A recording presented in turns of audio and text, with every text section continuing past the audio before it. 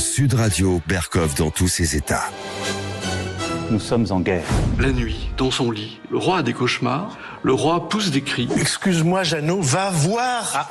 En Espagne. Il avait des hallucinations. Est-ce que vous vous êtes aperçu qu'il pleuvait? Je viens de le voir, monsieur le Premier ministre. Il était perdu. Il y a eu un peu de mélange dans mes pages. Je suis un néophyte. Par ailleurs, considère qu'il ne passera pas le début du mois de septembre. Inch'Allah. Et il se contraint à manger pour montrer qu'il est encore en bonne santé. Burger King. Burger.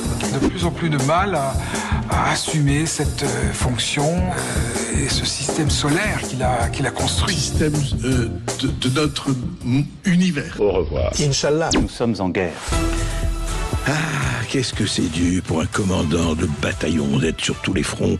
Et quand le principal lieutenant, ce hussard qui les met entre tous, risque d'être dissous cet après-midi à l'Assemblée, car les forces de l'opposition se liguent pour dire Bayrou, on n'en veut plus.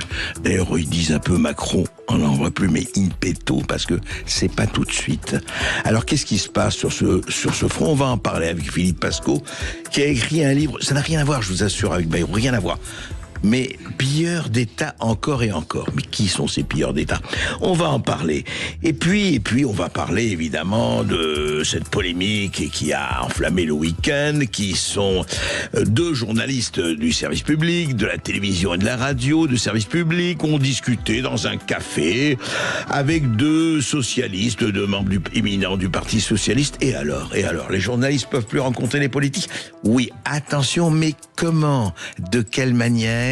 Et est-ce qu'on est dans l'hypocrisie la plus totale et le fauculisme le plus institutionnalisé? On va évidemment en parler. On va aussi se demander si tous les Français doivent payer les conséquences des émeutes. C'est-à-dire que quand quelqu'un, un brave trublion, jeune ou pas jeune, casse, tue, pille ou viole, eh bien, est-ce que tous les citoyens doivent payer? Vraie question. Et est-ce qu'un commerçant doit être condamné, comme il y en a qui ont été, parce qu'il s'est défendu lors d'une agression? Est-ce qu'une fille qui utilise son taser alors qu'elle est en passe d'être violée, eh ben c'est elle la coupable? On va en parler de tout ça. Et puis, en seconde partie d'émission, on va avoir un problème. Non pas un problème, mais des solutions sur cette zone terrible qui est le Proche-Orient, vous savez, cette zone élue mais toujours en ballottage, cette zone promise mais pas très bien tenue. Adnan Azam, écrivain syrien, va parler de ce qui se passe en Syrie et vous allez voir, les massacres hélas sont partout. Et François-Xavier Giquet, directeur des opérations de SOS Chrétien d'Orient, va aussi parler de cette zone des tempêtes. À tout de suite. Sud Radio, Berkov dans tous ses états. Le fait du jour. Mais pourquoi veulent-ils le faire partir? Pourquoi? Je parle évidemment. Cet après-midi, le suspense sera à son comble.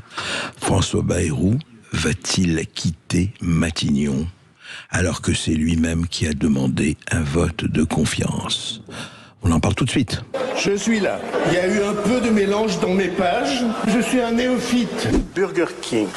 Burger King. Donc il y a entre 200 et 400 fois 1000 millions de soleils dans le système solaire. Et alors après, si vous vous demandez combien il y a de galaxies comme la Voie lactée dans le système solaire, là vous en trouvez 2000 milliards, dit-on récemment. Mais ça veut dire qu'il n'y a pas assez de grains de sable sur la Terre pour représenter les étoiles du système de notre univers. Il y a des femmes qui pèsent plus lourd que d'autres. Moi, j'ai connu dans ma vie des femmes qui pesaient plus de 100 kilos.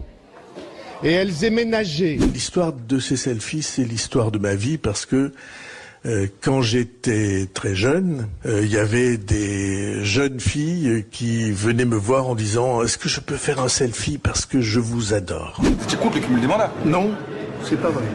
Peut-être, j'ai oublié. Mais grand nombre de celles-là sont depuis venues me voir en disant « Est-ce que je peux faire un selfie parce que ma mère vous adore ?» Est-ce que vous vous êtes aperçu qu'il pleuvait? Je viens de le voir, monsieur le Premier ministre. Vous serez de nouveau candidat au poste de Premier ministre, voire de président de la République? Inch'Allah. Faut-il nous quitter sans espoir de retour? Ce n'est qu'un au revoir, François Bayrou, ce n'est qu'un au revoir. Philippe Pascot, écoutez, on ne va pas vous présenter, on vous reçoit toujours avec plaisir. Vous avez écrit Pilleurs d'État, version 1, 2, 3, vous avez vendu des centaines de milliers d'exemplaires, et vous venez de ressortir aux éditions Max Milo, toujours, Pilleurs d'État encore et encore. Alors, on ne dit pas du tout que François Bayrou est un pilleur d'État, mais au fond, comment vous interprétez cette espèce de valse permanente depuis en tout cas 2 ans. Comme ça. Quoi? Manu, si tu m'écoutes, je t'appelle Dark Vador maintenant. Mais c'est pas une valse, c'est pas une valse, c'est malheureusement c'est une bérésina, c'est une honte. Je veux dire, on n'a jamais vu depuis 1958 des gouvernements qui, entre guillemets, valsaient aussi vite et aussi souvent. C'est le vide sidéral. J'ai entendu dans ce que vous disiez il y a 2 secondes, quelqu'un qui parlait de Burger King. Aujourd'hui, on est dans la politique de la malbouffe. C'est-à-dire que c'est du n'importe quoi. On sait pas ce qu'on mange, on sait pas comment on le mange, on sait pas ce qu'il y a comme produit, mais en temps en temps, c'est le peuple qui l'ingurgite et c'est le peuple qui a une indigestion. Par contre, pendant ce temps-là, ces gens-là, eux, ils mangent bien. Mais alors justement, au-delà de nos incantations et de notre colère, de la vôtre, au fond, est-ce que c'est vraiment quelque chose qui ne marche plus et dont on voit comment on a atteint les limites? Je rappelle simplement, voilà, au début, on sait très bien que le Parlement, il n'y a pas de majorité, en tout cas, il n'y a pas de parti majoritaire, il n'y a pas de formation majoritaire, ils s'entendent, et puis là, apparemment, encore une fois, on verra bien ce qui va se passer cet après-midi, apparemment, ils s'entendent, en tout cas, les oppositions s'entendent, et ils peuvent être majoritaires pour renverser le gouvernement. Alors, certains pensent, comme vous le savez, à la dissolution avec de prochaines élections législatives, mais au fond, on se demande, mais comme ça peut durer encore jusqu'à la fin du mandat de Macron, c'est-à-dire pendant 1 an et demi. C'est évident, parce que, en plus, il faut le savoir, et je le mets dans mes livres, la soupe est tellement bonne pour tous ces élus, la soupe est tellement bonne que les mecs n'ont pas du tout envie de la lâcher, quoi, que ça soit de droite ou de gauche. Donc moi, on parle de dissolution, on parle de vote de conscience, on parle de vote de censure, mais il y a déjà longtemps que ces gens-là auraient pu faire un vote de censure. Pourquoi ils ne l'ont pas fait avant?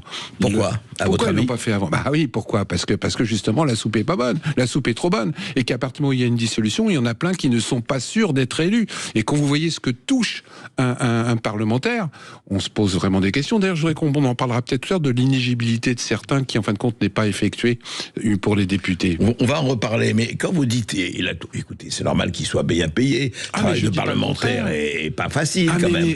Mais André, moi que les gens soient bien payés, je suis d'accord, mais qu'ils fassent leur travail. Qu'ils bossent réellement. Vous avez des députés, là, on a un classement des députés qui viennent à l'Assemblée nationale. Je vais en citer un qui bosse un petit peu de temps en temps. Monsieur Ramos, par exemple. Ouais. Il est 357e en présence à l'Assemblée nationale. 357e. Sa présence à l'Assemblée nationale est de l'ordre de 3%. C'est-à-dire qu'il est venu 3% du temps à l'Assemblée. C'est pas moi qui le dis, c'est des chiffres officiels. C'est une boîte qui s'occupe de référencer. Donc il faudrait déjà que ces gens-là soient bien payés, je veux bien.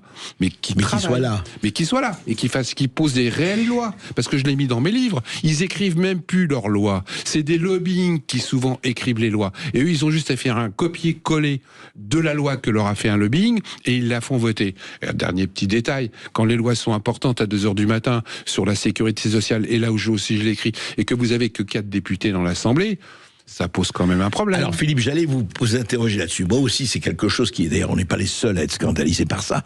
Comment il se fait que, comme vous dites, sur des lois extrêmement importantes qui touchent tous les Français, qu'il n'y ait pas un minimum, qu'on ne vote pas cette loi s'il n'y a pas un minimum de quotas à l'Assemblée. Ils sont 577. Mais c'est eux qui font les lois.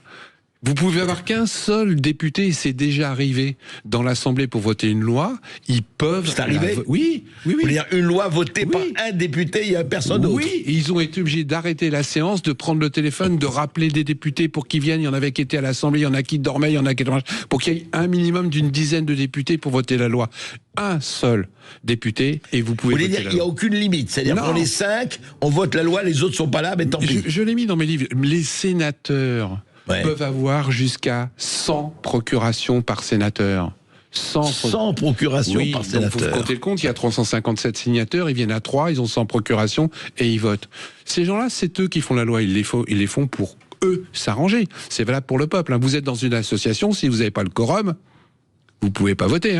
Vous êtes obligé de reporter. Oui. Eh ben, les gens qui votent des lois qui obèrent notre vie pour les 20 prochaines années, ils peuvent être tout seuls.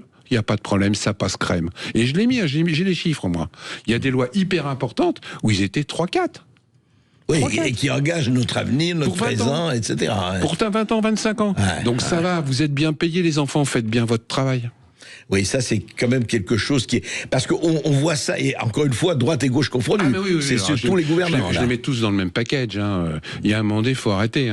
Moi, dans mes livres, je dénonce les corrompus, je dénonce les gens qui mettent les doigts dans la confiture, et je peux vous assurer qu'il y en a autant à gauche, à droite, qu'au centre, qu'au RN. Parce que, je sais pas, c'est le système. La corruption est en train d'envahir complètement l'État, et malheureusement, ceux qui morflent derrière, c'est le peuple.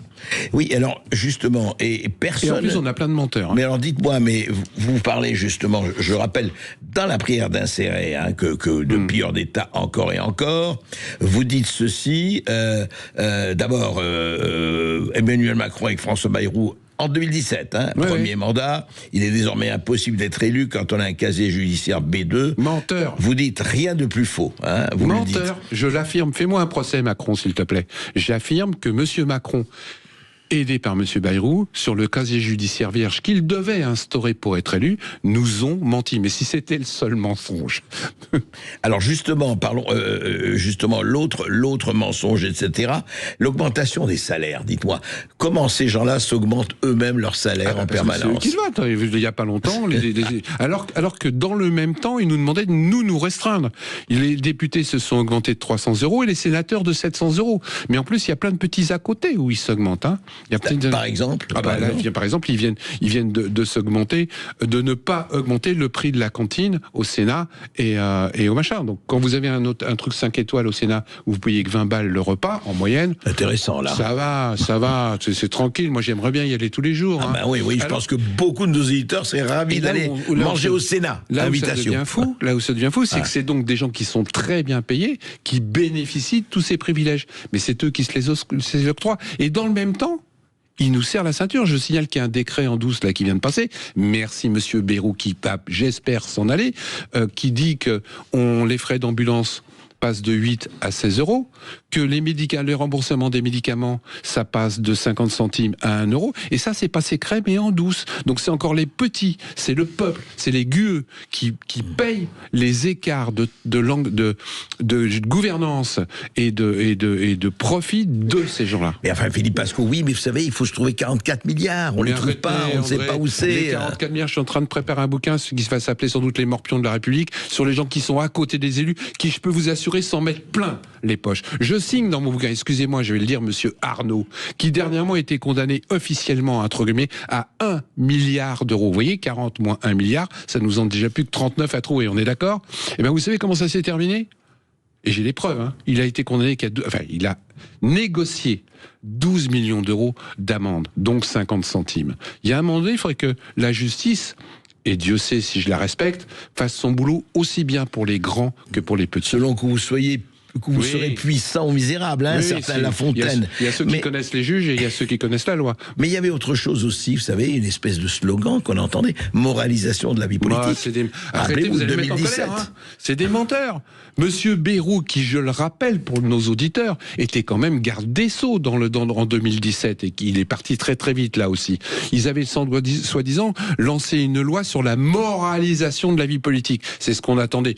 Vous savez, avec Monsieur Bayrou et Monsieur Macron, vous allez voir ce que vous allez voir, nous allons changer la politique. Il ne reste rien de cette loi. Il devait limiter les mandats des élus à 3 mandats successifs, etc. Il devait casser la Cour de justice. Il devait faire un tas de choses qui, quelque part, étaient intéressants pour la justice. Regardez où en est la justice aujourd'hui. Il n'y a pas de moyens. Les bons juges sont submergés par les dossiers. Les greffiers n'ont même plus de quoi acheter des photocopies pour retranscrire les jugements. La justice est en déliquescence totale. Ces gens-là nous ont menti. Et ils nous ont menti sur plein d'autres domaines. Donc j'espère qu'à 15h, il semblerait, sans doute, et je mets des suspensions, parce que vous savez comme moi qu'en politique, du jour au lendemain, les gens peuvent les gens peuvent retourner leur veste, les gens peuvent changer de camp, les gens peuvent dire le contraire de ce qu'ils disaient la veille. Donc normalement, on devrait être débarrassé d'un, allez, je pèse mes mots, un baratineur en chef. Mais Philippe Pasco, oui d'accord, mais c'est très bien de dire tout ça, mais on remplace par quoi? Le problème est là. Si le système, si vous dites, ce que vous dites, c'est que le système est aussi, je dirais pas pourri, mais il est complètement, oui, enfin en tout cas, il est piégé par lui-même. C'est un serpent qui se mord la queue. Donc, ok, puisque il n'y a ni référendum pour que le peuple s'exprime. Alors, quand il y a une manifestation déjà récupérée par la droite, la gauche, etc., ce qui est hélas... Ou nassé. Hein? Ou nassé, exact. Ou nassé, voilà, exactement. Mais alors, qu'est-ce qu'on fait? On fait rien, on attend, on vitupère, on parle... allez voter. Arrêtez de voter pour des élus ripoux. Moi, je suis foudrage. Et mon premier bouquin, je l'ai sorti en 2013. Il y avait 400 élus. C'est la première fois en France où on mettait le nom, vous vous rappelez, on mettait le nom des élus qui avaient mis les doigts dans la confiture. Je me suis dit, en 2014, ils vont pas être élus. Il y en a 250 qui sont passés au premier tour. Comment ça se fait qu'il y a des élus dont on sait, et le peuple le sait, que ces gens-là sont des ripoux, ils sont quand même réélus? Votez. Il y a des endroits en Seine-Saint-Denis où il y a 90% d'abstention hors urne. 90% d'abstention. Hors urne. Vous savez, je le cite toujours dans mes conférences, le remplaçant de M. Valls, il a été élu avec combien de voix? 0,9 électeurs sur 10. Moins de 1 électeur sur 10. Le remplaçant de M. Serge Dassault, que j'ai connu aussi, paix à son âme, il a échappé au procès.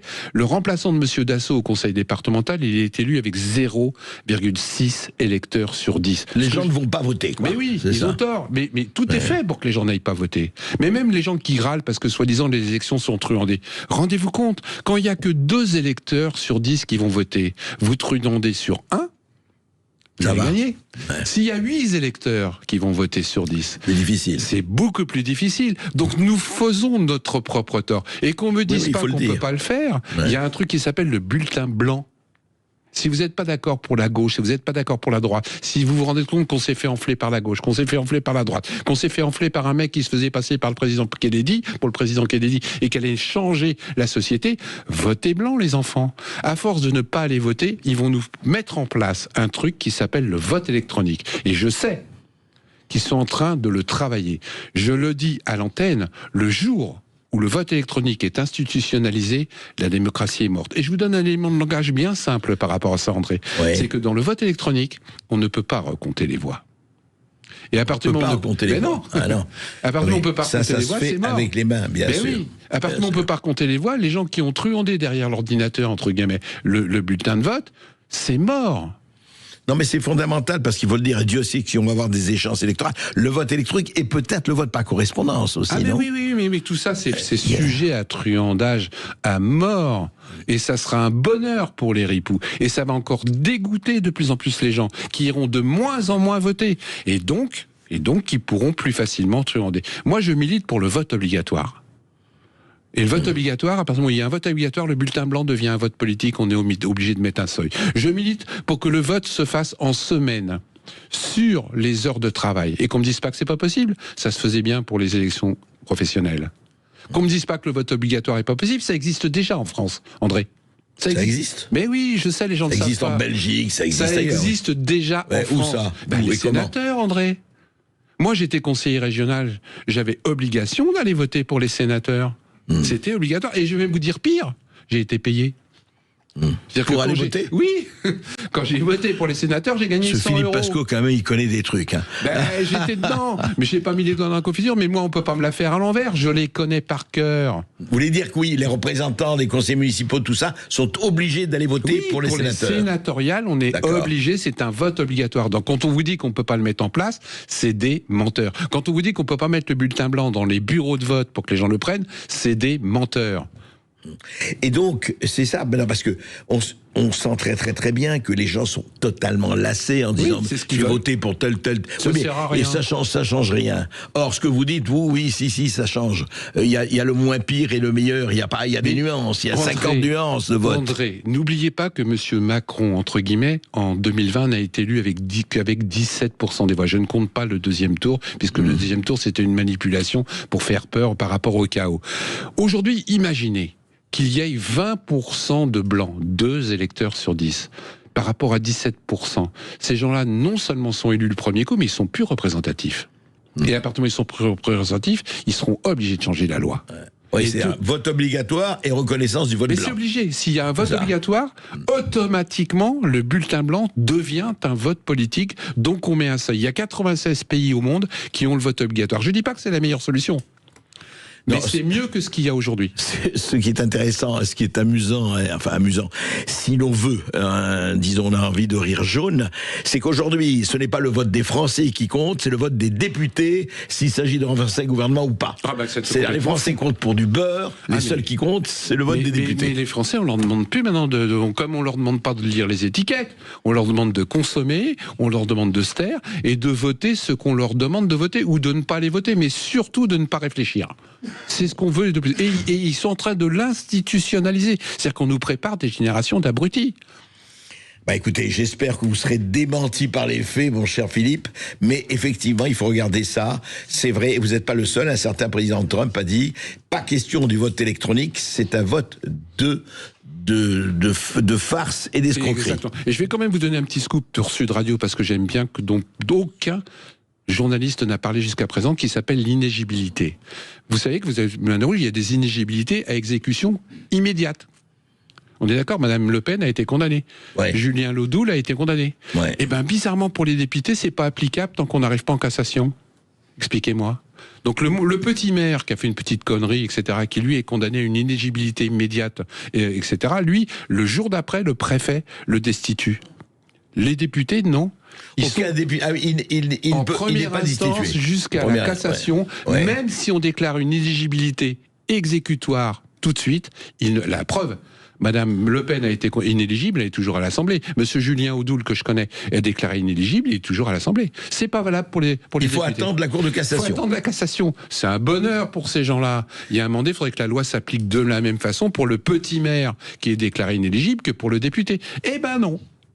Des petits scoops pour Sud Radio. Intéressant, ce qui est, intéressant. Je rappelle, Philippe Pasco, c'est très bien. Il faut lire Pire d'État encore et encore. 40 millions de vues sur Internet en 3 mois. Eh ben, écoutez. Ce qui prouve qu'on n'est pas obligé de passer dans les grands médias pour que ça marche et qu'il y a quand même des gens qui, quelque part, essayent de savoir. Absolument. Il faut savoir que, et heureusement, l'intelligence est partout.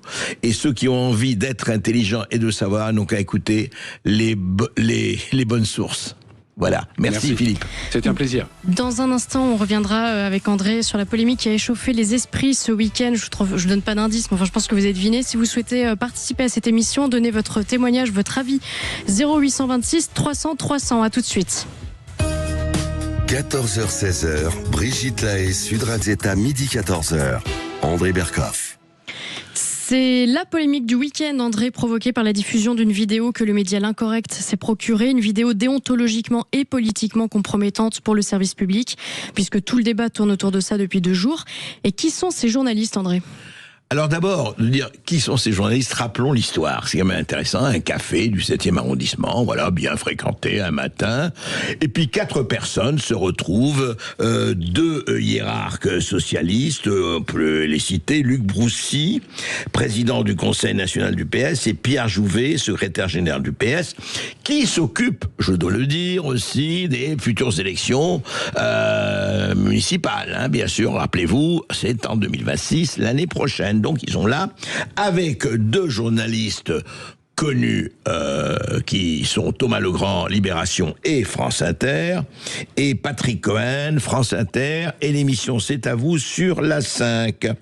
Et donc ils parlent, et puis ils parlent fort, et puis il y a un lecteur de L'Incorrect qui, les reconnaît et enregistre.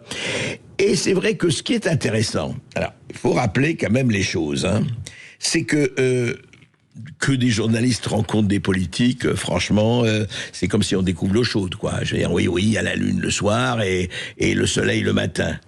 Mais quand ces journalistes rencontrent les politiques pour leur dire, écoutez, il y a une stratégie à faire, on va la faire, on va s'exécuter, et pas les moindres des journalistes appartenant au service public. Je rappelle que le service public, c'est 4 à 5 milliards d'euros que payent les contribuables français, tous les contribuables français, en tout cas les ménages, pour toutes les chaînes de radio et de télévision appartenant au service public. Donc, ça ne veut pas dire qu'ils ont un devoir de neutralité supplémentaire, ça veut dire simplement qu'il y ait une diversité. Alors là, qu'est-ce qui se passe? Eh bien, ils disent, écoutez, alors pour ce qui est municipal, Thomas Legrand le dit, on l'entend très bien, écoutez, pour Rachida Dati, qui va se présenter à Paris, Patrick et moi, on s'en occupe. On s'en occupe. Alors, on s'en occupe de quoi? Ils vont aider Rachida Dati ou pas? Non, c'est pas ce qu'on entend vraiment. Et puis, il parle du centre droit, un certain centre droit qui écoute massivement France Inter, c'est très bien. En tout cas, ce qu'on reconnaît, voilà, on fait ce qu'il faut pour Rachida Dati, Patrick Cohen et moi. On sait ce qu'il y a à dire pour un certain public. Il y a quand même, problème. Et le problème, il est quoi? Il est que cette espèce d'hypocrisie formidable de dire nous avons été, piégés, on nous a enregistrés et filmés à notre insu. Alors la première hypocrisie, c'est magnifique. Que font la plupart des journalistes? Et c'est une méthode journalistique, c'est effectivement l'enregistrement, les caméras cachées, les enregistrements. Cache Investigation le fait, complément d'enquête le fait sur le service public, et il en est très fier. Et effectivement, il n'y a pas de raison, moi je dis aussi, il n'y a aucune raison de ne pas enregistrer des gens qu'on reconnaît, après tout, quand ils sont dans un lieu public, un café. D'ailleurs, qui le dit lui-même, et c'est ça qui est extraordinaire, celui qui le dit lui-même, il le dit en 2018, c'est Patrick Cohen à l'occasion d'un enregistrement d'une émission. Écoutez ce que dit Patrick Cohen. Écoutez. Résultat, et on l'a entendu, je le dis assez fermement, grâce à la saine curiosité d'un journaliste qui a eu la bonne idée de solliciter des étudiants pour voir ce que pouvait dire un personnage politique aussi important dans une enceinte universitaire. Je rappelle que c'est pas un bureau politique de LR qui a été espionné, c'est pas un rendez-vous secret. Une enceinte scolaire ou universitaire, c'est un endroit public. Bien sûr, la loi dit qu'on ne doit pas enregistrer les gens à leur insu, mais il y a une démarche journalistique, moi, qui me semble tout à fait légitime, et le résultat est très intéressant. Voilà, mais mon cher Patrick, c'est très bien. Le résultat est très intéressant. D'ailleurs, c'est une saine curiosité, alors que le même Patrick Cohen veut attaquer et porte plainte. Enceinte scolaire, c'est public. Ah oui, et un café du 7e arrondissement, ce n'est pas public. C'est-à-dire que c'est acceptable, au contraire, très journalistique d'un côté, mais c'est scandaleux pour d'autres. Enfin, le problème n'est pas, comme dit Thomas Legrand, j'ai rencontré 2 élus socialistes, et alors, quand vous rencontrez 2 élus socialistes pour organiser une stratégie électorale, ce n'est pas la même chose. Et je vais vous dire, je vais aller plus loin. Moi, ce qui me gêne le plus, c'est pas ça.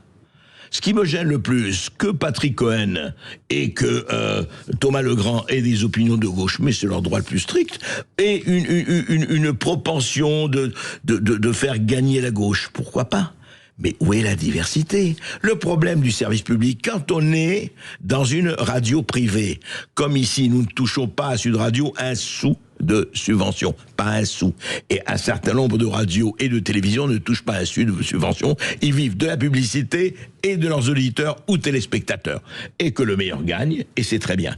Mais quand le service public, 4 à 5 milliards d'euros de budget, je rappelle, payé par nous contribuables, n'a pas, et on le sait, et vraiment tout le monde le sait, les orientations, franchement, sont, si on peut pas dire monocolores ni monochromes, en tout cas vraiment d'un seul côté. Et je vous demande à tous d'écouter les émissions et de dire si vraiment, et je ne citerai pas telle ou telle émission, ne sont pas complètement orientés, et avec toujours les mêmes opinions, les mêmes idéologies, les mêmes partis pris.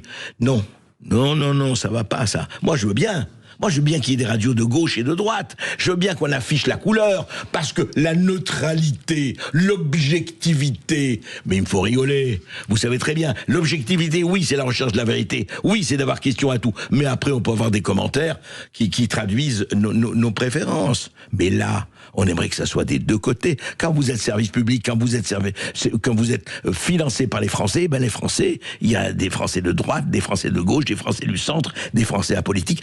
Et ce qu'ils sont représentés par les animateurs du service public? Eh ben, écoutez, je pose la question, essayez de savoir, parce que ça, c'est pas possible de laisser faire. Et c'est pour ça que, quand on est pris dans le pot de confiture, mais au moins on le dit, oui, c'est vrai, oui, nous sommes de gauche, nous avons envie que la gauche gagne, et nous ferons ce qu'il faut pour. Très bien, simplement pas avec l'argent des Français, pas avec l'argent des contribuables. Chacun peut avoir ses préférences, mais on a ses préférences, et on prend les risques, ça s'appelle la peau sur la table. Sinon, c'est beaucoup trop facile, beaucoup trop hypocrite, et vraiment, bon appétit, messieurs, aux journalistes intègres. Alors faites attention quand même de ce point de vue-là, hein. Ça compte.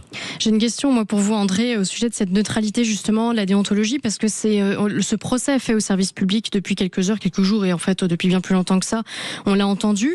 Il y a eu quelques commentaires sur les réseaux sociaux. Je ne sais pas si ça représente la majorité de nos auditeurs qui se posent peut-être la question, oui. Mais est-ce que ce procès, on ne pourrait pas le faire à tous les médias? Il y a des médias d'opinion, il y a des médias qui sont d'opinion, mais qui ne veulent pas l'assumer, par exemple. Je ne vais pas les citer, vous pourriez les citer si vous le souhaitez. Mais est-ce que finalement, tous les journalistes, et je parle un peu en connaissance de cause, ne devraient pas tenter justement d'être neutres? Alors, les journalistes devraient tenter d'être neutres, mais je dirais ça autrement, Maud. C'est pas tenter d'être neutre, c'est de présenter les faits. Les journalistes, c'est toujours pareil. Ils doivent être honnêtes. Et l'honnêteté, c'est une vertu à partager, surtout quand on est aux journalistes. Je rappelle l'ancêtre Albert Londres qui disait la plume dans la plaie. Il faut sortir les choses, et on peut les sortir par caméra cachée, on peut les sortir par journalisme déguisé. Les plus belles enquêtes, souvent, elles sont faites par des gens qui ne se font pas passer pour journalistes. Et ce n'est pas malhonnête, au contraire, parce que s'ils se faisaient passer pour journalistes, ils n'auraient jamais une seule source, on les regarderait, on les donnerait pas. C'est ce que fait Mediapart. Et Mediapart fait beaucoup de choses en caméra cachée, mais c'est ce qu'a fait le Canard enchaîné, c'est ce qu'a fait aussi, enfin, on prend des renseignements de partout. La neutralité, Maud, franchement, la neutralité, c'est très très compliqué. Il faut pas être neutre, il faut être simplement honnête. Si par exemple on s'est trompé sur une information, on a véhiculé une information, et Dieu sait s'il y a des fake news qui sont véhiculées, au moins ayons à un moment de alors là l'honnêteté de le reconnaître, de dire écoutez là-dessus, on peut en parler, hein, sur le Covid, sur les 50 Covid, on pourrait en parler, sur la guerre Russie-Ukraine, et puis sur le climat et d'autres choses. Oui, on s'est trompé, on croyait sincèrement, d'ailleurs, il s'agit pas de dire qu'ils étaient de mauvaise foi. On s'est trompé. Vous entendez beaucoup de gens qui disent on s'est trompé. Vous entendez beaucoup de gens qui disent écoutez, on a fait l'enquête et puis après on s'est aperçu que c'était pas ça du tout. Vous voyez beaucoup d'autocritique. Et ben ça c'est embêtant. Moi ce qui m'embête le plus, c'est ça. C'est pas la neutralité, c'est pas l'objectivité dont on fait une étiquette pour cacher beaucoup d'autres choses, c'est de ne pas reconnaître quand on s'est trompé. Tout le monde peut se tromper, tout le monde, mais reconnaissons-le. Je crois que c'est ça le début du journalisme, et de ne pas faire les vierges effarouchées quand on vous prend les mains dans le pot de confiture. Bon, si vous aussi, chers auditeurs, cette polémique vous a touché ou choqué, n'hésitez pas à appeler le 0800 26 300 300 pour nous donner votre opinion. Sud Radio, Berkov dans tous ses états. Pendant ce temps, le gouvernement se prépare aux manifestations du 10 septembre, mercredi, et tandis que Bruno Retailleau, le ministre de l'Intérieur, tente de décourager les émeutiers, Bercy a décidé d'anticiper l'envoi des factures de réparation, parce qu'il risque d'y avoir de la casse. Sauf que ces factures, André, pourraient bien se retrouver dans votre boîte aux lettres. Oui, alors là aussi, franchement, il y a de quoi... les bras m'en tombent. C'est-à-dire, voilà, donc, il y a le 10 septembre, vous savez, c'est dans 2 jours, on s'attend à des manifestations violentes, on n'en sait rien. Bon voilà. Alors que fait le gouvernement? Il s'interroge sur la mise en place d'un fonds pour maintenir la couverture des collectivités face au risque des dégâts causés par les casseurs. Je rappelle que l'été 2023, après la mort du jeune Naël à Nanterre suite à un refus d'obtempérer, il y a eu 5 nuits de violence, de nombreuses voitures brûlées et une addition salée, 800 millions d'euros, près du milliard d'euros selon France Assureurs. Alors ils se disent oui mais c'est pas possible, comment on peut pas continuer comme ça. Alors on va financer un fonds émeute. Ah ben très bien, un fonds émeute, d'accord. Alors voilà, il faut un fonds qui serait garanti par l'État afin de couvrir jusqu'à 775 millions d'euros de dégâts par an. Vous voyez, ils prennent la jurisprudence Naël pour dire ça. Sauf que, alors là, ça devient très intéressant, Bercy envisage la création de cette surprime collectée sur les contrats d'assurance habitation des Français. C'est-à-dire, le montant moyen correspondra à 5% de la prime d'assurance. Pour résumer, tout le monde devrait donc payer pour les émeutes, tout le monde, à commencer par les contribuables nets qui n'y sont pour rien. Parce que l'article L211-10 du Code de la sécurité intérieure, Maud, l'État est civilement responsable des dommages résultant d'attroupements, rassemblements violents. Sauf que dans ce cas, qui paye l'État? Nous. Que l'État est financé par qui? Par nous. L'État, c'est nous. C'est-à-dire qu'ils vont nous demander que si telle ou telle minorité, ou telle faction, ou tel groupe casse, pille, fait des dégâts, écoutez, voilà, tous les Français doivent payer. Oui, c'est terrible, mais c'est comme ça. On n'a pas pu empêcher ça, n'est-ce pas? Donc vous allez payer. Mais ça va pas, non? Ça va pas la tête, un peu? Faites payer les gens qui ont pillé, cassé, faites payer leurs familles, faites payer les gens qui ont laissé faire, faites payer les coupables, sanctionnez les coupables. C'est hallucinant qu'on puisse même penser à faire payer tous les Français pour des dégâts et le bordel mis par une partie des gens, par une certaine faction des gens. Non mais, on est où là? On est où? Encore une fois, échappatoire. C'est pas nous. Nous n'y sommes pour rien. Nous sommes incapables de gérer les émeutes. Nous sommes incapables de tout ça. Voilà, à vous de payer. Non. C'est pas comme ça que ça doit se passer. Ou alors, dites-nous qu'on est dans une république bananière. Comme ça, on est fixé. 10-14h, André Berkoff. Bon, l'affaire Cohen-Legrand fait réagir, André. On a Franck qui nous appelle de Valence. Bonjour Franck. Bonjour Franck. Bonjour André Berkoff, bonjour. Alors, et d'abord, merci Monsieur Berkoff pour tout ce que vous faites, pour votre franc-parler et l'efficacité de votre émission. Merci à vous Franck. Alors, par rapport à cette affaire-là, bien écoutée de ce qui secoue quand même le Landerneau depuis 2-3 jours, écoutez, ma position est la suivante. Un journaliste a été mis à pied et Monsieur Patrick Cohen continue allègrement de pouvoir se présenter dans les médias. Il sera ce soir à C'est à vous, je crois, dans l'émission où il participe régulièrement. Alors, je considère qu'il aurait dû être à minima mis à pied également, et je vais vous dire, je considère aussi, et c'est pas nouveau, que Monsieur Patrick Cohen est désormais le porte-parole du Parti socialiste dans les médias. C'est officiel depuis cette affaire. Oui, vous dites que Patrick Cohen comme Thomas Legrand ont pris parti de ce point de vue-là. Complètement. Complètement, il n'y a pas d'ambiguïté possible. Alors, c'est vrai que ça a été fait à leur insu, mais vous avez précisé les choses de manière très claire concernant le journalisme et les choses que pouvaient sortir les journalistes, en particulier dans la presse, avec les caméras cachées, avec les différents informations. Tout à fait, et je vous rejoins, parce que sinon, on ne pourrait pas sortir des affaires. Mais là, c'est une infamie, ce qui se passe. Mais je ne comprends pas qu'il y ait d'ailleurs pas plus de réaction que ça, parce que, comme vous l'avez dit, Monsieur Berkoff, c'est le service public, payé par l'impôt des Français, impôts des Français. Et cette personne-là, Monsieur Patrick Cohen, c'est pas nouveau. Il fait des sorties toutes les semaines et il continue impunément. Ce soir, il va faire, permettez-moi, ça n'engage que moi, il va faire le beau sur France Télévisions, sur C'est à vous, avec des beaux discours, avec des belles propagandes, parce que je crois que le mot a un sens maintenant par rapport à cette position. Et puis, de la philosophie, et surtout, il va se présenter en donneur de leçons permanentes, ce qu'il fait constamment. C'est inadmissible, c'est insupportable. Il est temps que les choses bougent. Mais après, une fois que je vous ai dit ça, je reste à mon humble niveau de citoyen, tout simplement. Non, mais je crois que vous exprimez une opinion de citoyen, une opinion. Mais vous savez, la chose que je dis, c'est qu'on fait un service public. D'abord, moi, je vais vous donner mon opinion qui n'engage que moi. Je trouve hallucinant que le service public ait cette dimension. Je vais vous dire, moi je crois que idéalement, il faudrait qu'il y ait une chaîne du gouvernement. Et pourquoi pas? Et c'est très bien, le gouvernement dirige la France, il dit voilà, c'est la chaîne gouvernementale. Mais qu'il y ait 10 chaînes, 5 stations radio, etc. Et qu'il n'y ait pas de diversité, parce qu'il parle de diversité tout le temps, mais il ne la pratique jamais. Encore une fois, je demande, et j'ai demandé, et j'en ai parlé, citez-moi, respectivement, effectivement les animateurs du service public qui se proclament d'ailleurs à gauche ou en tout cas et les autres qui seraient libéraux ou à droite. Je dis même pas de extrême, hein. Je ne parle pas d'extrême, je parle à droite. Alors attendez, les Français, vous représentez la diversité des Français et à ce moment-là vous répartissez les émissions en fonction de cette diversité ou alors vous nous racontez n'importe quoi et c'est ce qu'on appelle Tartuffe au micro ou à l'écran. Oui, tout à fait, complètement. Voilà. Merci en tout cas, merci de votre indignation. Sud Radio, Berkoff dans tous ses états.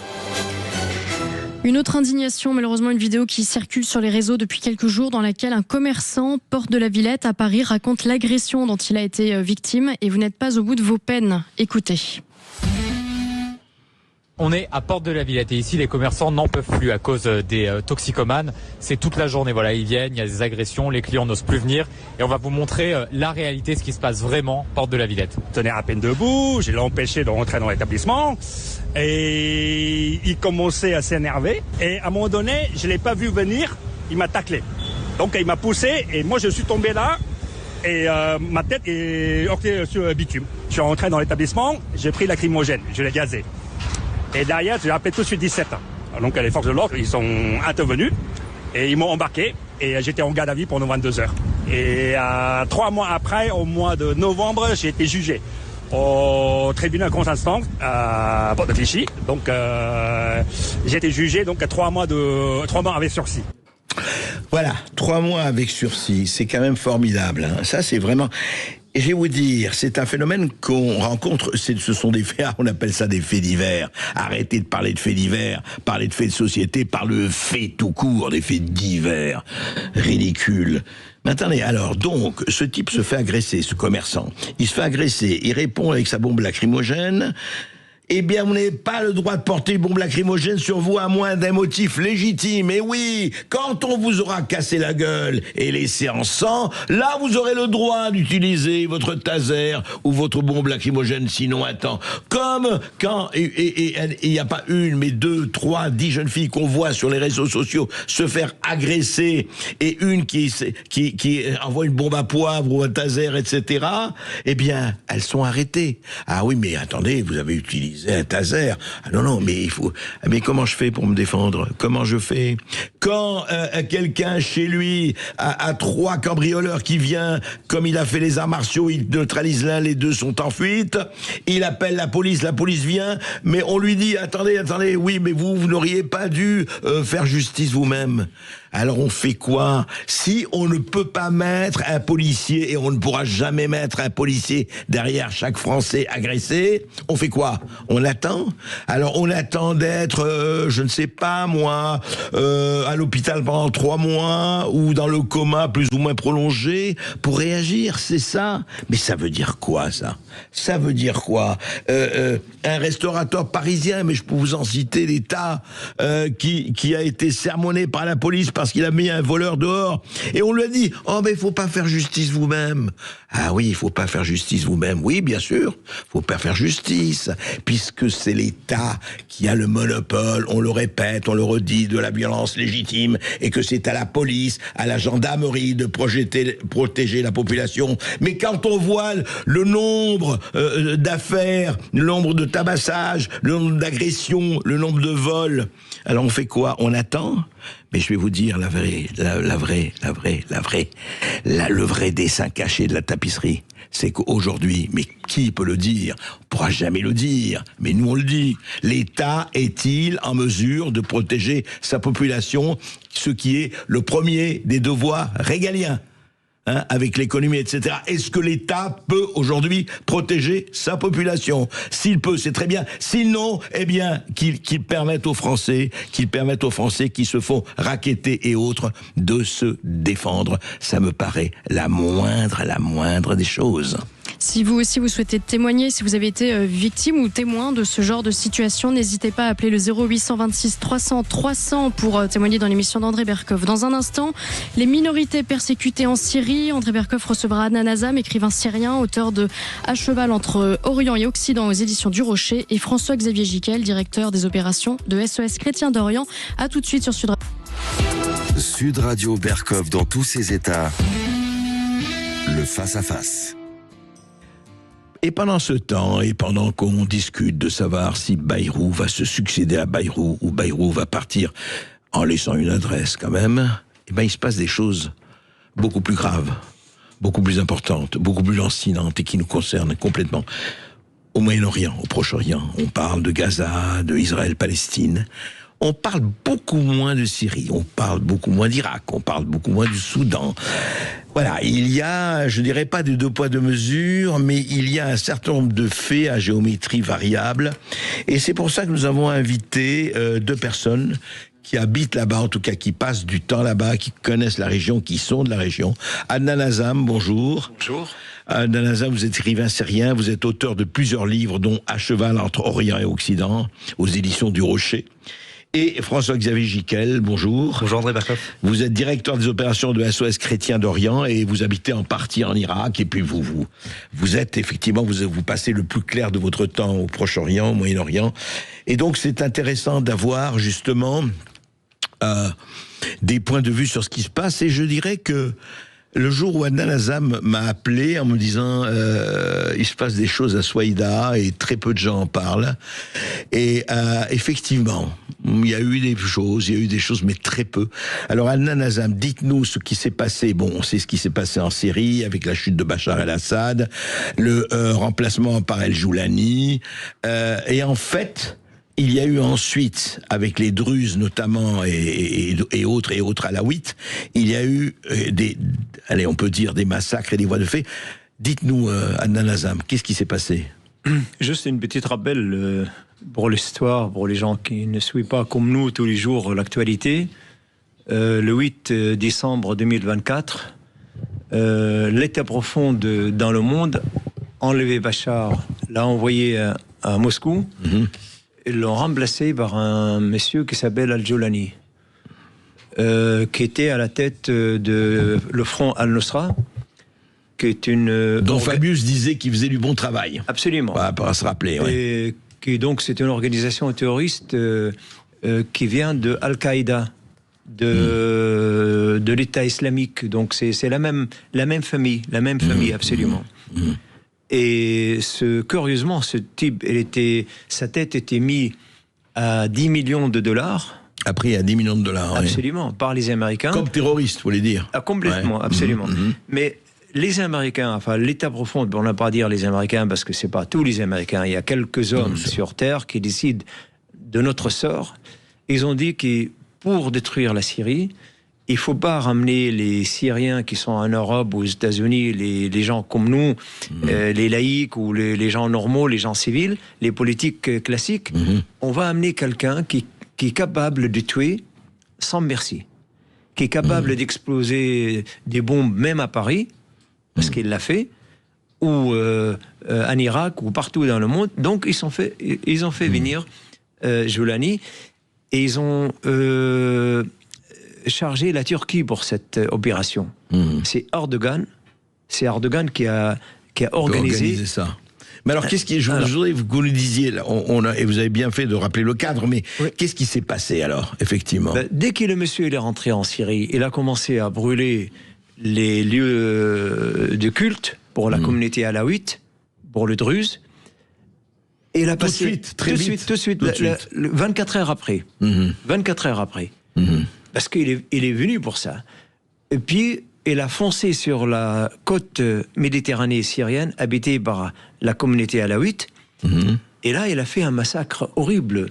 Dans l'espace de quelques jours, 24 000 alaouites entre tués, massacrés, même avec des couteaux sur la gorge, et des femmes kidnappées. Vous êtes sûr de vos chiffres, Adnan Azam? Je suis absolument sûr. Si quelqu'un m'écoute qui a des relations avec les services de renseignement du monde, il peut vérifier. Pas seulement tuer. Ils sont en train de faire carrément un changement démographique dans la région. Ils amènent des bédouins d'une autre région pour le faire habiter à la place des Alaouites. Et ça correspond exactement à la politique d'Erdogan. Erdogan, il veut, depuis toujours, il veut les mettre à la main sur la Syrie. Une fois qu'ils ont fini cette massacre, sur la côte méditerranéenne et ils sont repartis vers Damas, 500 km de l'attaquer. Et là, ils ont massacré de Druzes en banlieue de Damas. Souaïda est où exactement, cette ville? Je vais te dire. Ouais. D'abord, ils ont commencé par massacrer le Druzes à Jaramana et Sahnaya. Jaramana et Sahnaya, c'est tout près, c'est collé à la quartier chrétienne de Bab Touma, à Damas.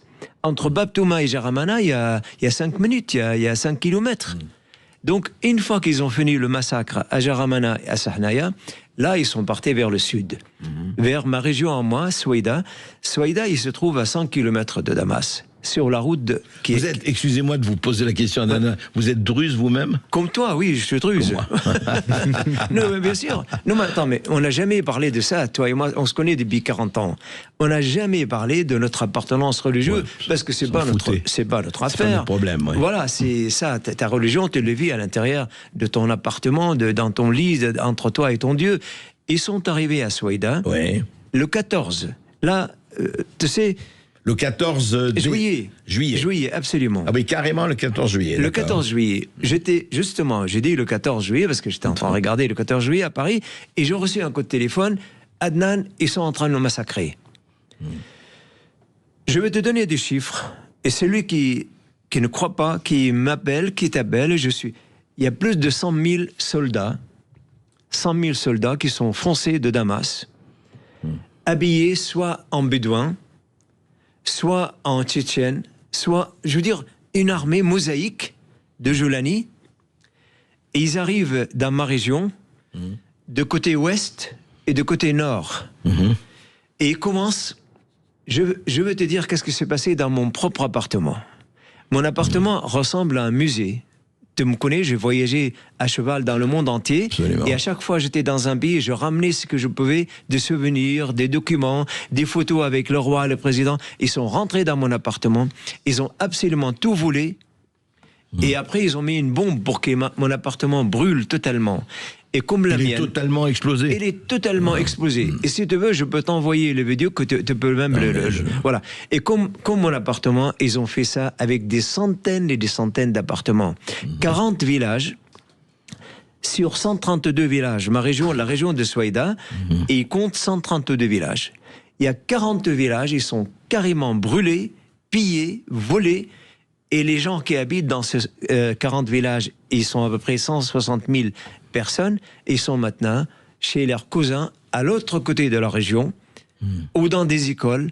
Je veux dire, j'ai pas vu dans le 21e siècle un razzia aussi violente, aussi terroriste, aussi barbare. Et puis, oui, justement, pardon, on a vu des images, nous, où il rasait, et vous allez expliquer le symbole où il rasait la moustache d'un certain nombre de druzes, comme ça. C'était l'humiliation. Justement, ta collaboratrice, tout à l'heure, il m'a dit, ah, vous avez des moustaches. Oui. Et moi, j'ai jamais eu de moustache. Mais quand j'ai vu à la télévision qu'ils sont en train de couper le moustache d'un grand-père chez nous, et d'ailleurs, il est mort, ce monsieur, 2 jours après, parce qu'il était tellement humilié, il avait tellement sur la gorge, il n'a pas pu se porter.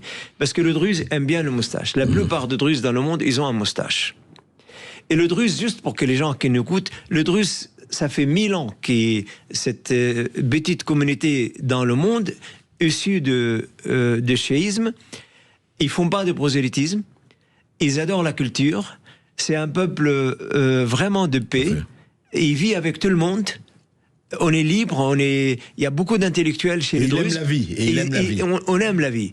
Donc ils sont rentrés, et ils ont tué. Mais la chose la plus grave, c'est ce que je vais te dire maintenant. Pour un Druze, si tu touches à la femme, quelle que soit la femme dans le monde entier, c'est quelque chose de gravissime. Ils ont tué des femmes, ils ont kidnappé une centaine de femmes jusqu'aujourd'hui. Et moi, je suis étonné que les femmes en France... Ils disent rien là-dessus. Ils disent rien là-dessus. Je ne sais pas pourquoi. Si tu peux me conseiller quelque chose d'entrée, non mais très sérieusement, comment je vais sensibiliser, à qui je dois téléphoner, Avant, on téléphonait à Simone Veil, on téléphonait à Madame Mitterrand. Je veux dire, où sont ces mouvements féministes qui devraient être les premiers à réagir? Jusqu'aujourd'hui, à peu près une centaine de femmes alaouites sont toujours et une centaine de femmes prisonnières, et on les vend pour les djihad sexuels. Donc, on les vend comme des esclaves sexuels. Exactement, c'est ça, absolument. Donc voilà, si tu veux, aujourd'hui, le Druze, ils se battent, ils essayent de continuer à exister. Ils n'ont pas déposé les armes. Et du coup, maintenant, les Brojolani, ils nous traitent de traîtres.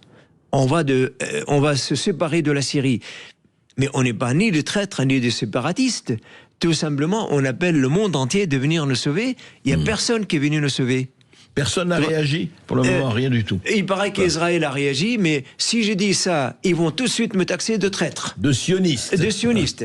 Donc moi, je n'ai pas appelé Netanyahou, et d'ailleurs, je suis absolument sûr que Netanyahou a téléphoné à Joulani pour pour qu'il aille tuer le Druze, pour que le Druze appelle Netanyahou. Donc, je ne veux pas rentrer dans la complication de politique. Aujourd'hui, je suis là... Non, mais aujourd'hui, on continue à opprimer, à persécuter les Druzes. Ça continue. Et les Alaouites aussi. Et les Alaouites aussi, absolument. Donc, je ne sais pas à qui on doit s'adresser en France. J'ai déposé plusieurs lettres à main propre à M. Macron. Aujourd'hui, les gens m'appellent... Adnan, la France est un pays ami, on aime la France. Pourquoi la France n'intervient pas? Eh ben, il n'y a eu aucune réponse? Il n'y a eu aucune réponse. Absolument. Aucune réponse à mes lettres. Et je le dis, je n'ai pas honte à le dire. C'est peut-être les conseillers de M. Macron, ils ont estimé que je ne sais pas assez important ou assez représentatif. Pourtant, ma page Facebook, elle est aujourd'hui suivie par 80 000 personnes à travers le monde. Et vraiment. Donc, mais il y a un problème là qui est effectivement, comme il y a d'autres problèmes dans le monde, on enterre certains problèmes, vous savez, et c'est pas du tout pour faire des comparaisons et des concurrences victimaires, ce que je déteste, mais on voit ce qui se passe au Soudan, au Congo et ailleurs. Il y a des massacres qui se passent dans le silence le plus assourdissant, parce que on va pas en parler, et voilà. On va continuer avec... Mais juste une petite chose. Non, on aura le temps, mais allez-y. Moi, pourquoi je t'ai appelé, je t'ai harcelé même au téléphone, tu étais en vacances, à chaque fois tu me dis, quand je rentre, je t'appelle, et tu m'as appelé, merci beaucoup. Parce que je suis absolument sûr, comme spécialiste de la question depuis 40 ans, et tu te rappelles, tu nous as donné un coup de main depuis toujours dans notre association, contre le racisme et toutes les tralala, et pour le droit des immigrés et tout ça. Je suis absolument sûr que l'extrémisme religieux de Joulani a énormément des répercussions en Europe et surtout en France.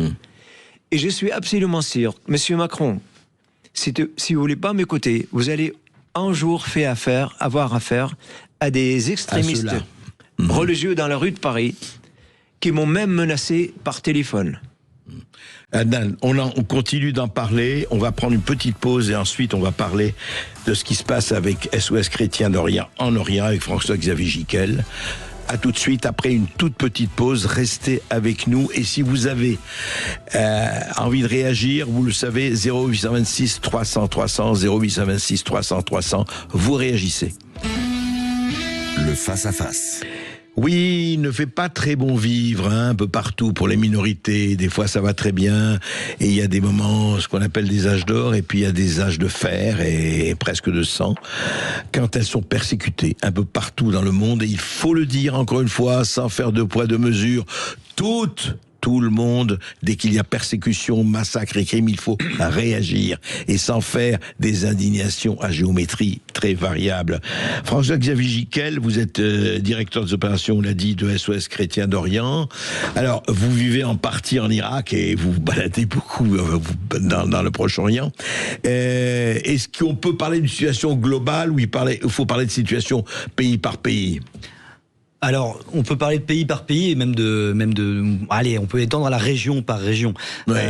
C'est vrai que vous disiez que je vis en partie en Irak. En fait, il a bien fallu trouver un port d'attache administratif puisque je suis responsable de 8 pays, puisque de 8 pays. Voilà, SOS Chrétiens d'Orient travaille en Irak, en Syrie, au Liban, en Jordanie, au Pakistan, en Éthiopie, en Arménie, donc des réalités très différentes. Bien sûr. Au Proche et Moyen-Orient, on a vu l'accélération de l'évolution de la situation ces derniers temps. On a eu la grande période de l'État islamique. Suite à laquelle les États-Unis avaient déclaré leur victoire sur l'État islamique, la guerre est finie, on rentre à la maison. Et c'est pas le cas. C'est pas le cas. Et surtout, on voit que l'État islamique continue de prospérer. En Irak, il y a des poches entre le Kurdistan et l'Irak fédéral, par exemple, il y a des poches. Et on a vu la résurgence de certains groupes islamiques et islamistes de côté de frontières qui ne sont pas reconnus par ces gens-là, qui ne reconnaissent pas Sykes-Picot. Et donc oui, la situation est complexe. Alors, je pense qu'on peut différencier entre plusieurs situations. Des situations dans lesquelles les minorités sont persécutées directement par le gouvernement. C'est le cas, par exemple, en Turquie. Où c'est extrêmement sensible. On s'est déplacé nous-mêmes là-bas. On voit que le gouvernement de M. Erdogan encourage fortement, voire met son appareil public à la disposition des persécuteurs contre les communautés chrétiennes. De façon très lisible, bien sûr, ouverte, c'est hallucinant. En fait, on se dit que une situation telle que celle-là ne peut pas exister aux portes de l'Europe. Eh bien si, on a des dizaines de témoignages de première main qu'on a recueillis qui nous montrent à quel point les terres des monastères des premiers siècles du christianisme, puisque concrètement sont récupérées par le gouvernement. Ils disent soit c'est une terre, on récupère un monastère, soit c'est un terrain militaire parce qu'on se bat contre les Kurdes, donc on va récupérer des terres chrétiennes au nom de la lutte contre les Kurdes, soit ça va devenir une zone domaniale protégée et donc on va prendre la terre du monastère. Soit il y a des problèmes de cadastre et votre terre a été mal répertoriée, et ensuite ils éclatent les terres de monastères en dizaines de petites parcelles pour lesquelles il faut faire une procédure administrative qui dure des années par parcelle. Ils ont accusé le monastère Saint-Gabriel du IVe siècle d'avoir au IVe siècle construit leur monastère sur une mosquée. Et donc ils ont dépêché un docteur en archéologie. C'est au VIe siècle. Écoutez, le docteur en archéologie est arrivé dans le monastère Saint-Gabriel. L'évêque l'a accueilli chaleureusement, comme on fait à l'Oriental, et lui a dit écoutez, restez là une semaine ou deux comme vous le voulez, et vous serez accueilli comme un prince en attendant que vous puissiez repartir chez vous. Il a dit je vois pas ce que vous voulez dire. Vous avez construit peut-être éventuellement votre monastère sur une mosquée, je vais venir enquêter. Il dit une mosquée au IVe siècle. Oui, Adam et Ève étaient musulmans, monsieur. Ah oui, donc, carrément. Bien sûr, c'est dans la doctrine islamique. Donc ça, c'est en Turquie. On a vu, par exemple, les dernières anecdotes, parce qu'on va pas rester là-dessus toute la journée, un prêtre qui a un enfant, puisque là-bas, évidemment, les orientaux sont mariés. Et évidemment, son enfant, comme tout fils de prêtre, est extrêmement bien éduqué et gagne un concours régional de mathématiques à son niveau. Première année, ça paraît dans le journal régional là où il est. C'est où ? C'est dans le Tourabdin, dans le sud de la Turquie. D'accord. Et la seconde année, il gagne le concours au niveau national. Et alors là, personne n'en parle. Aucun article dans aucun média. Et l'année suivante, toute l'école a été interdite de se présenter au concours. Alors que c'était le seul chrétien de son école. Et c'est des choses comme ça, au quotidien, c'est permanent, ça ne s'arrête jamais. Et même les personnes les plus éduquées, on est en train avec mes interprètes, de parler syriaque, la langue originelle du coin, et des Turcs. Un ingénieur et sa femme sont arrivés, ils disent quelle est cette langue que vous parlez ? Et il dit le syriaque. Ah bon, ça vient d'où ? Vous avez immigré quand ? Mais non, en fait, c'est la langue d'ici. C'est vous qui êtes arrivé au XIIIe, XIVe siècle. Mais en fait, les gens ne connaissent pas. À un moment, on priait dans une église, des jeunes sont arrivés, on fait du bruit, se filmaient en selfie à l'intérieur. On leur dit, le prêtre leur a dit s'il vous plaît, on prie.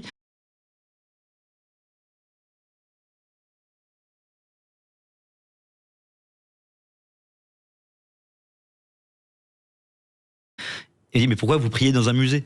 Et en fait, ces gens ne savent pas qu'il reste des chrétiens en Turquie et n'ont aucun respect pour l'héritage chrétien de Turquie. Ce sont des personnes obscures qu'on ne connaît pas. Avant eux, il n'y avait personne. C'est ça, voilà, exactement. Et en fait, voilà, ils nous ont raconté dans des villages qui autrefois étaient 100% chrétiens et qui le sont à 5% aujourd'hui. Ils viennent poser, en fonction des vents, en périphérie de ces villages, les déchetteries où ils brûlent les ordures pour que ces villages soient en permanence sous le vent des ordures qui sont brûlées. Et c'est ça constamment, chaque jour. Et quand je vous dis des dizaines de témoignages, ça n'a pas arrêté pendant les 15 jours qu'on a passé sur place. Donc ça, c'est en Turquie. Aujourd'hui, on en parlait avec la Syrie.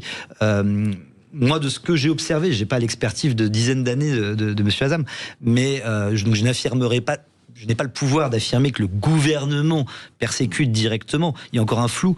Mais ce qui est sûr, c'est que des milices pro-gouvernementales qui l'ont soutenu durant près de 10 ans à Idlib et qui étaient derrière M. Al-Shara pour l'amener au pouvoir aujourd'hui, ces milices-là commettent des exactions en Syrie et n'ont pas encore été jugées par le pouvoir depuis des mois que ça dure, alors qu'ils s'étaient engagés auprès des gouvernements occidentaux qui ont levé les sanctions, l'Union européenne, puis les États-Unis, et des gouvernements individuels, la Grande-Bretagne, etc. Donc oui, ça c'est des endroits où, au niveau étatique, on peut considérer qu'il y a des choses à craindre. Après, il y a des endroits où des entités radicales dans les périphéries s'attaquent aux chrétiens et le gouvernement essaie de faire ce qu'il peut, mais il n'y arrive pas. Il y a deux situations, je trouve, assez similaires. Alors ça peut faire hurler parce que c'est pas du tout la même réalité géopolitique. C'est le Pakistan d'un côté, avec un gouvernement qui s'est engagé pour essayer d'assurer la sécurité des chrétiens, des juges qui ont risqué la mort, qui ont été obligés de changer de pays pour avoir libéré Asia Bibi, qui était depuis une décennie dans les couloirs de la mort pour un pseudo-blasphème qu'elle n'avait jamais commis. Et on se rappelle qu'il y a un gouverneur du Punjab qui a été assassiné par son propre garde du corps parce qu'il défendait Asia Bibi pour qu'elle soit libérée. Un juge, des juges qui ont été menacés, qui ont été obligés de changer de pays après l'avoir déclarée innocente il y a peu. Mais le pouvoir s'engage et c'est dans les périphéries des grandes villes ou dans les campagnes que les chrétiens sont persécutés et massacrés au nom de pseudo-blasphème, alors que c'est pour des jalousies territoriales, familiales, amoureuses. Et en fait, en Égypte, on en profite, quoi. Voilà, et en fait, en Égypte, en Égypte, on a clairement un pouvoir du président Sisi qui essaye d'unifier le pays, de s'assurer que toutes les composantes puissent vivre en tant qu'Égyptiens en Égypte. Là, on parle même pas de minorité, on parle pas de quoi que ce soit, même si les Coptes sont entre 15 et 20% du pays. Oui, ils sont plusieurs millions. Voilà, exactement. Les Coptes. Et en fait, on voit que le gouvernement essaie de faire ce qu'il peut pour protéger les chrétiens, que ce soit dans les périphéries, encore une fois, les bidonvilles du Caire, ou en Haute-Égypte, ou dans le Delta, qui est très propice aux frères musulmans, mais que ce sont des minorités radicalisées, très proches des frères musulmans, qui engagent ces mouvements radicaux qui ont, sur quelques années, brûlé près d'une centaine d'églises en Égypte, ou qui régulièrement, pour des histoires de conflits familiaux, absolument, ont attaqué des familles entières parce que pour des histoires d'union entre familles, etc. Mais on ressent ça aussi. Et puis ensuite il y a le combat armé, évidemment. Il y a le combat armé. Il y a aussi des régions qui échappent totalement au contrôle, où des milices prennent le pouvoir. Par exemple en Irak, où le gouvernement central a beaucoup de mal à reprendre la main sécuritairement parlant sur l'intégralité de son territoire, et où des milices chiites qui échappent au contrôle du gouvernement central. En fait, c'est pas forcément contre les chrétiens, mais mènent des politiques mafieuses, qui confisquent des terres, qui kidnappent des gens, qui rançonnent et qui attaquent. Donc ça, c'est des situations dans lesquelles les chrétiens ont du mal à imaginer un futur sur leur terre. Et face à ça, nous, on essaye de voir ce qu'on peut faire pour les aider. Alors, c'est sûr on va justement parler de qu'est-ce qu'on peut faire, d'ailleurs aussi bien en Syrie qu'ailleurs. Quel est l'avenir, si avenir il y a. Il faut toujours avoir de l'espoir quand même, et absolument. On en parle avec Adnan Azam et avec François-Xavier Giquel tout de suite après cette petite pause. Sud Radio, Berkov dans tous ses états. Adnan Azam, François-Xavier Giquel, des portraits de ce qui se passe actuellement au Proche-Orient. Adnan Azam, vous avez raconté effectivement c'est la situation de ce qui se passe en Syrie, notamment pour les Druzes et pour les Alaouites et Souaïda et compagnie. Et justement, et vous disiez, mais l'Occident ne répond pas, l'Occident ne parle pas, j'essaye de voir des gens, mais dites-moi ce qu'il faut faire. Mais auparavant, est-ce qu'il y a aujourd'hui cette situation, mettons, pour ne parler que de la Syrie, mais c'est valable hélas ailleurs, est-ce que quelque chose peut sortir? Je veux dire, est-ce que là, on va être encore dans le tunnel, et un tunnel terrible pendant des années, ou qu'est-ce qu'on peut faire pour sortir de là, à votre avis? Avant de répondre à cette question, je veux juste réagir 2 petites secondes à ce qu'elle a dit Xavier François. Premièrement, vous avez dit que vous n'avez pas la preuve que Jolani, les milices de Jolani tuent directement. Jolani lui-même, après le massacre des Alaouites, il a déclaré à la télévision, comme quoi, en arabe, bien absolument, sûr. Elle reconnaît ce qui se passe, c'est grave. Et il a nommé une commission d'enquête. Et cette commission, il dort toujours. Ah, ça, on est d'accord. Voilà. Il n'y a jamais un mot. Il n'y a jamais un mot. Depuis après, sur 24 000 tués et des femmes kidnappées et violées. Et la même chose à Souaïda. À Souaïda, il n'y avait pas 24 000, il y avait 7 000. Mais c'est quand même gravissime. 7 000 pour la population de Souaïda de 400 000 habitants.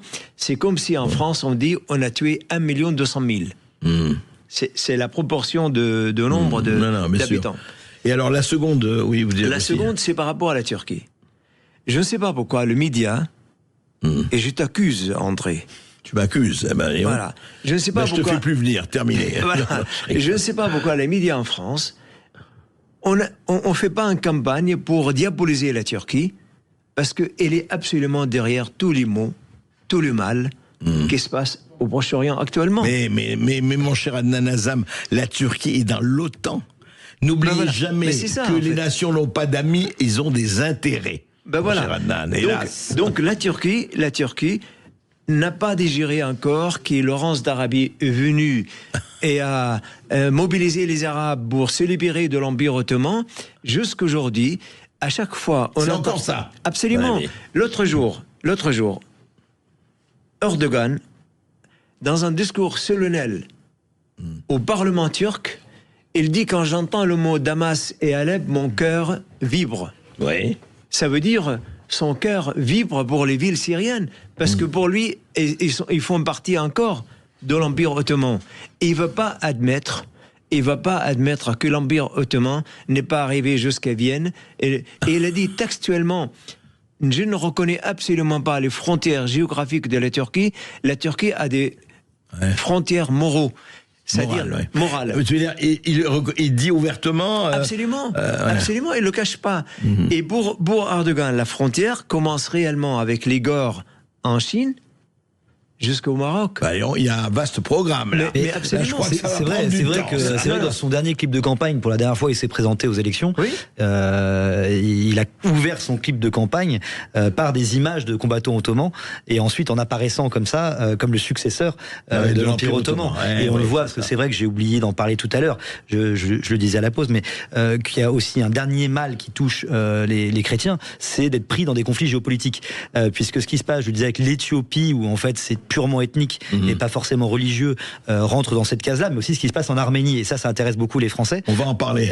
Où là, en effet, les chrétiens ne sont pas pris dans une guerre religieuse, mais entre les Azéris chiites, soutenus par les Turcs sunnites, pour faire une espèce de grand corridor, un grand couloir qui réunit les nations turciques. En fait, ce qu'ils veulent, c'est supprimer l'Arménie et puis... Oui, et puis relier les nations turciques pour faire un grand empire turcique, ethnique et pas forcément religieux. Vaste programme, et nous avons Jean-Marc qui nous appelle de Salon de Provence. Bonjour Jean-Marc. Oui, bonjour André, bonjour à vos invités. Très heureux de passer à l'antenne et de vous retrouver après ces vacances. Merci Jean-Marc. Alors, qu'est-ce que cela vous fait réagir comment, ce qui se passe au Proche-Orient? Ça me fait réagir. Alors, pour qui s'intéresse un peu au déséquilibre médiatique, c'est ce dont parlait tout à l'heure votre invité. Oui. Effectivement, on sait. Tout le monde ne le sait pas parce qu'effectivement dans les médias, on sait très bien qu'il se passe des choses extrêmement graves. Votre invité, c'est Adnan Azam. Adnan Azam, absolument. Adnan Azam a dit qu'effectivement ce qui s'est passé n'a pas d'équivalent au XXIe siècle. Je dirais que si, il y a eu un équivalent le 7 octobre, à la frontière de Gaza. Mais tout ça, c'est la même chose, ce sont les mêmes. Donc le problème, on va compter sur qui? Macron préfère s'occuper de Gaza plutôt que son propre pays. Alors vous voulez qu'il s'occupe des Druzes, et puis il a reçu Monsieur Giuliani avec force embrassade, comme il en a l'habitude. Il embrasse tout le monde. Oui, il adore ça. Quant à la gauche, et quant à la gauche mélenchoniste, attendez, mais des Arabes qui tuent des Druzes, mais ça les intéresse pas. C'est ni les bons agresseurs, ni les bons bourreaux, ils sont pas juifs, donc ça les intéresse pas. Vous voyez un petit peu où on en est. Et quand t'es pas sur des journalistes comme Patrick Cohen et autres, pour faire tout ça. Donc ça, moi vraiment, je compatis vraiment parce que je sens une telle injustice aussi envers la communauté druze. Mais également à la fin, et puis j'arrêterai là, je ne vais pas monopoliser l'antenne. Non, dites-moi. Et je trouvais quand même notre invité un petit peu ingrat vis-à-vis d'Israël, puisqu'il y a quand même 150 000 Druzes environ qui vivent en Israël dans la paix. Et qui sont des Israéliens à part entière, et que Israël est intervenu militairement le 16 juillet.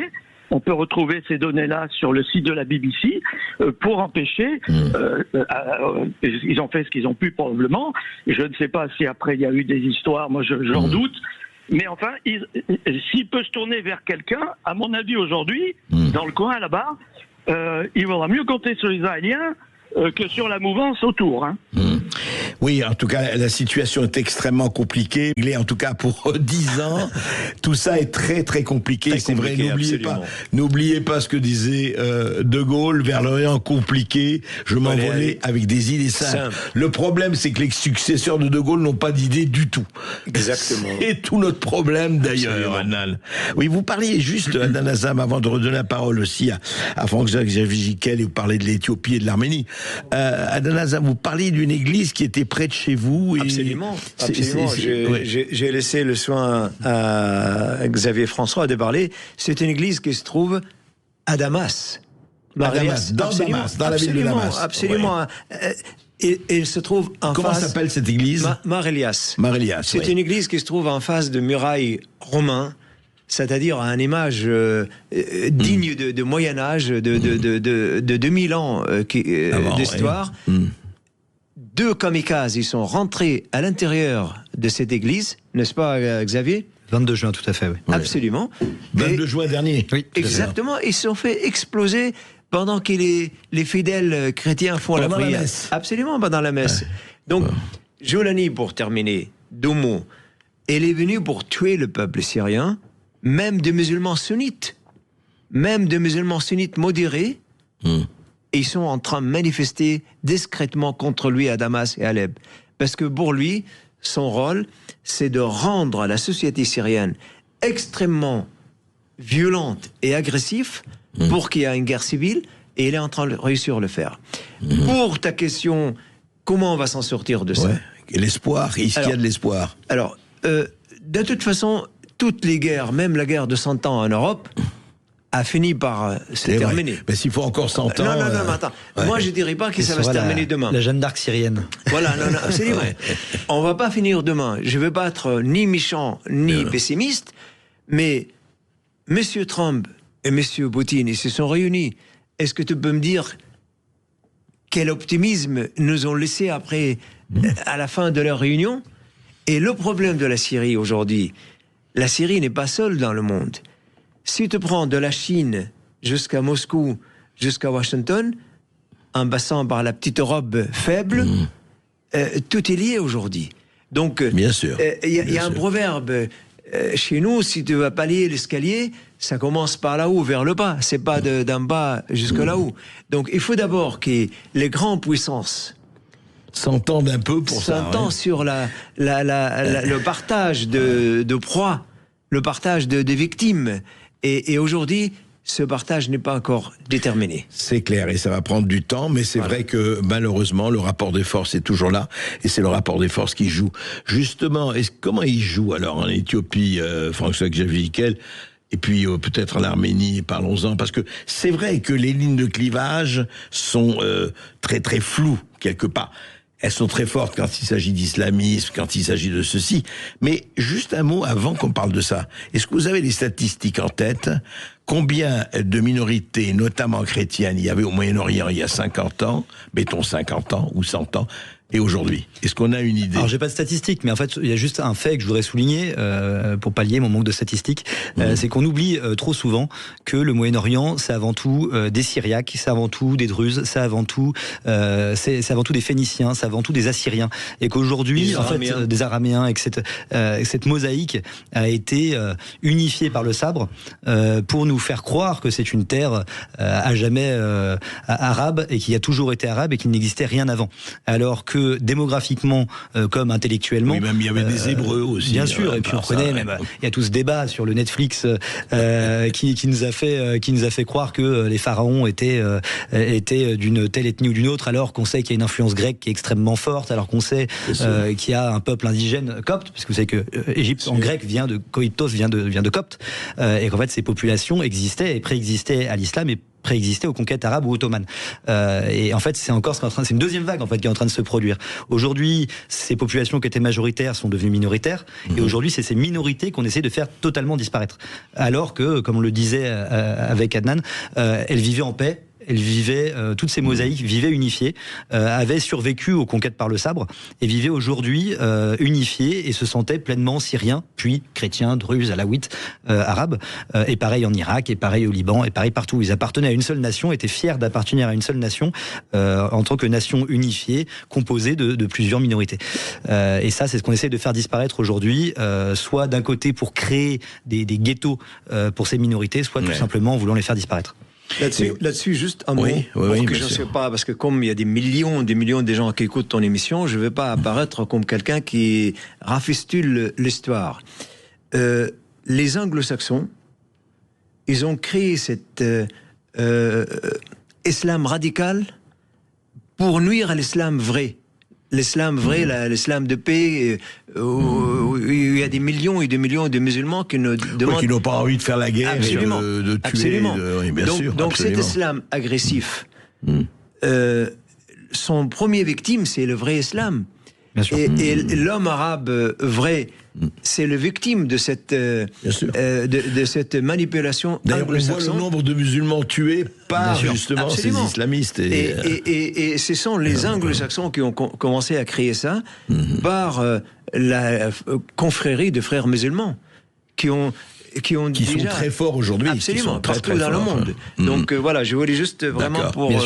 C'est les premières victimes, que ce soit les militaires sunnites qui luttent justement contre les sunnites ou chiites d'ailleurs, qui luttent contre cet islam radical, ou les victimes civiles qui meurent dans les attentats ou dans les combats entre cet islam radical et en effet l'islam qui veut vivre en paix, qui veut faire société comme on dit, et qui veut permettre à toutes les composantes d'un pays de faire nation. Mais la question que je voudrais vous poser à tous les deux, mais c'est vrai que Adnan dit en catimini, alors, je vais pas me contredire. Est-ce que vraiment il n'y a que des intérêts et que le reste on s'en fout?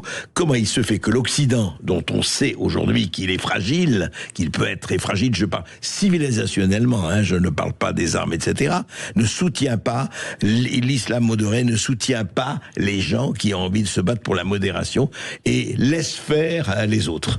Alors je pense que, en tout cas pour moi, je pense qu'en effet, il y a une grande part d'intérêt. Il y a en France quand même, c'est pas partout. Aux États-Unis, il y a un certain angélisme. Ça dépend de quel côté on se place. Et ça dépend des grandes nations. Mais nous, en France, on a des intérêts. On a un côté très émotif. Et en fait, je pense surtout qu'il y a une grande détresse intellectuelle à savoir où on en est aujourd'hui. On a souvent, pendant très longtemps, une politique arabe extrêmement claire.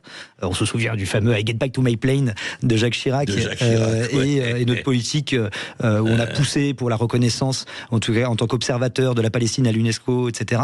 On a été toujours très clair sur nos engagements vis-à-vis de notre politique arabe. Et puis on le voit depuis le 7 octobre. Je pense que ça a commencé avant, mais Emmanuel Macron change d'avis tous les 2 jours. Il passe d'une position extrêmement radicale en faveur d'Israël. Vous voulez faire le front anti-Hamas, partir tout seul pour la création de l'État palestinien. En fait, ça change tous les 2 jours. On sait plus où on en est. On sait plus si on est pro-arabe ou pro-israélien en fonction des jours. Et on sait plus où on va. Et je pense surtout qu'il ne sait pas lui-même et qu'il réagit en fonction de la rue, en fonction de l'opinion, en fonction des sondages, etc. Et donc en fait, maintenant, c'est même plus une question d'intérêt, c'est une question de détresse intellectuelle et géopolitique. Et là, c'est la détresse intellectuelle, c'est quand même très grave. Je pense vraiment c'est de l'intérêt à l'état pur. À l'état pur, oui. Je prends un exemple, l'Irak. On va juste faire une dernière petite pause. Parce que nous, on n'est pas subventionnés, on n'est pas le service public. Impeccable. Donc, on fait, qu'est-ce que tu veux? On est obligé de faire avec ce qu'on a. J'adhère. Mais on se retrouve dans 2 minutes avec Adnan Azam et avec François-Xavier Giquel. À tous. Sud Radio, Berkov dans tous ses états.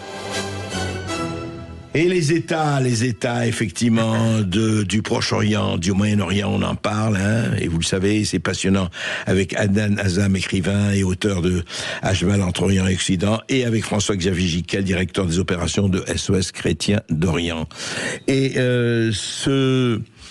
puis nous, je veux dire Occident, quand même, France, etc., confrontés à ça. Et justement, vous parliez, François-Xavier, de détresse intellectuelle. Il faut peut-être d'abord déjà combattre cette détresse intellectuelle et informer. En tout cas, c'est ce que nous essayons à notre petit niveau et de faire.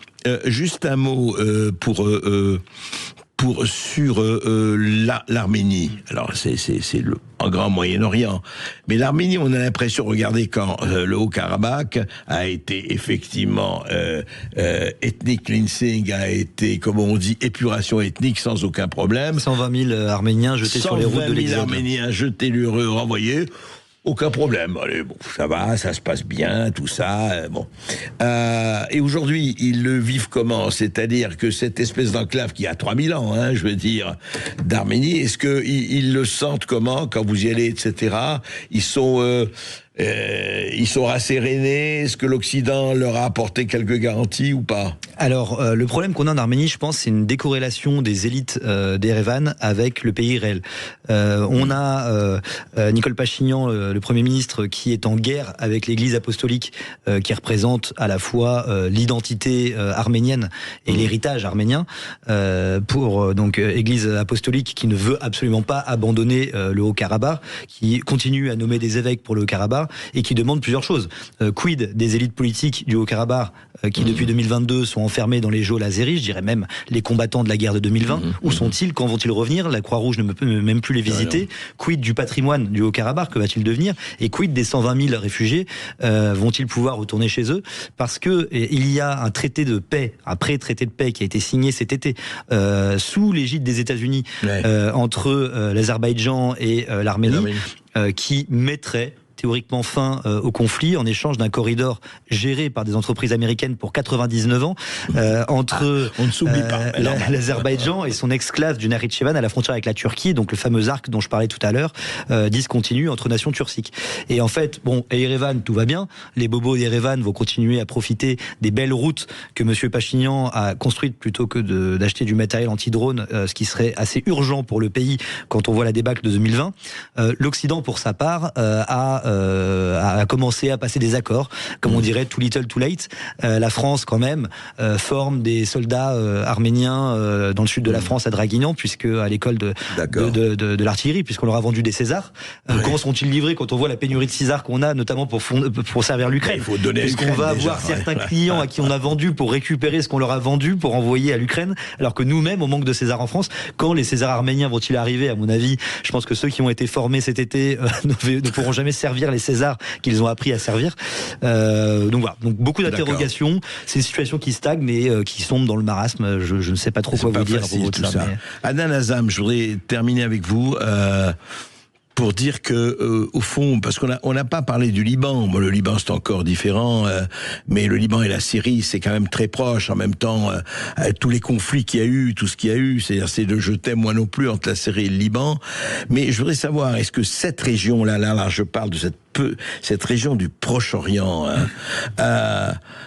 on s'en sort ou on s'en sort pas? Écoute, tout à l'heure tu as posé la question pourquoi tout ça, pourquoi tous ces malheurs arrivent au Proche-Orient et d'une manière générale dans toute la région, de Maroc jusqu'à la Chine. Pour moi, c'est absolument l'intérêt à l'état pur. Je prends par exemple un pays comme l'Irak. Très vite. En 1990, le 17 janvier 1990, quand les avions américains ils ont commencé à bombarder l'Irak. L'Irak, c'était un pays prospère. C'était un des pays les plus laïques du monde oriental. Et les Américains, ils ont décidé de détruire l'Irak pour mettre à la main sur le pétrole irakien et pour mettre à la main sur le pétrole de Golfe et pour être proche de l'Iran, pour préparer un véritable front contre la Chine et la Russie. Donc en fait, le malheur du monde arabe, c'est sa position géographique qui se trouve au centre de monde. Alors on va mettre le monde arabe au Groenland, ce sera peut-être plus simple. Absolument. Hein. Voilà. Donc et on se rappelle à l'époque ce fameux discours de Dominique de Villepin à l'ONU. Donc quand elle a été contre cette guerre. Donc c'est le monde anglo-saxon depuis le nuit de temps jusqu'aujourd'hui. C'est vrai. Qui est contenu à gérer le monde. C'est vrai, Adnan Azam. Le problème, c'est que l'Europe est très faible et l'Europe a montré avec ses dirigeants que pour le moment, c'est pas l'Europe qui va prendre la relève. C'est clair. Et le but de ce qu'on appelle le Proche-Orient ou la Grande Syrie à l'époque, la Palestine, la Jordanie, le Liban et la Syrie, aujourd'hui, ils subissent. Ils vont continuer. Et ce n'est pas fini. Et tu vas voir, demain, on va envoyer ce Joulani faire la guerre à Hezbollah au Liban. Donc, ce n'est absolument pas fini. Et c'est pour ça, les Syriens aujourd'hui, enfin, ce qu'on appelle les composantes, ou les minorités, moi j'aime pas le mot minorité, mais les composantes de la Syrie aujourd'hui, comme les Kurdes, les chrétiens, les Druzes et les Alaouites, proclament un État fédéral et non un État central. Et c'est pour ça, nous, à Paris, le 21 septembre, on organise entre toutes les composantes de la société syrienne une réunion pour dire que nous voulons... On veut une autre Syrie. Et une autre Syrie, absolument. Et ceux qui auront un éclairage là-dessus, je les invite, parce que dans la foulée de cette excellente réunion, SOS Chrétien d'Orient organisera également le 11 octobre, samedi 11 octobre à Paris, un colloque de l'Orient chrétien, avec de nombreux intervenants, dont l'excellent consul de France, Alain Guéprat. La nouvelle Syrie et l'Orient chrétien ensemble, et ce serait une très bonne chose. Ah, voilà. C'est fini, Maud. C'est terminé. Demain, peut-être, André. Peut-être, à demain. Peut-être on fait ça. Allez, à demain. Sud Radio. Sud Radio. Parlons vrai. Parlons vrai. Sud Radio. Parlons vrai.